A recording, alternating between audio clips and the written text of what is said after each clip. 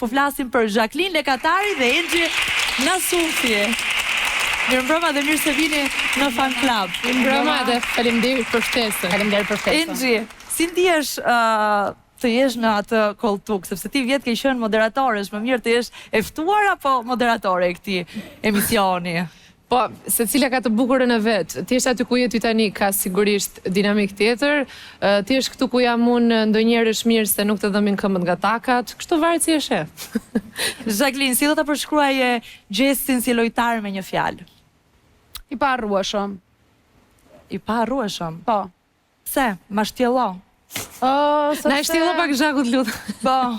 Hajde. Se i paharrueshëm më godet, kupton, shumë fjalë e madhe. Po, sepse mendoj që do kalojnë vitet, ndoshta do zhvillohen Big Brother të tjerë dhe dinamikat që ai ka sjell apo risit që ka sjell në lojën e Big Brotherit të këtë sezoni, mendoj që do ta bëj të paharrueshëm. Në ndryshim nga fituesit e tjerë, ka një moshë shumë të re, nuk është aq i shkolluar, pra ka limitet e veta, po prap se prap ka krijuar, ka shkaktuar debate, ka insinuar, ka spekuluar, ka ngacmuar me pothuajse të gjithë banorët që kam unë këtu përballë. Ka nxjerr jashtë shtëpisë 3-4 veta me zarf të zi. Zarfi i zi i parë që ka ardhur në shtëpi mbas hyrjes së Gjestit ka qenë 3 ditë pas dhe ka qenë zarfi i bullizimeve i banorëve, të cilët e bullizuan, e ngacmuan dhe nuk e pritën me aq. Ka qenë marrëdhënie ndërsjellë, se ka ngacmuar dhe ka pjesën e zarfit e zi është merit e Gjestit. Gjithashtu, një gjë tjetër që e bën atë të paharrueshëm është fakti që ndonse përgatitja e tij intelektuale nuk është nga më të lartat, mesazhet që ai ka dhënë për sa i përket fenomeneve sociale kanë qenë shumë të rëndësishme dhe shumë të forta.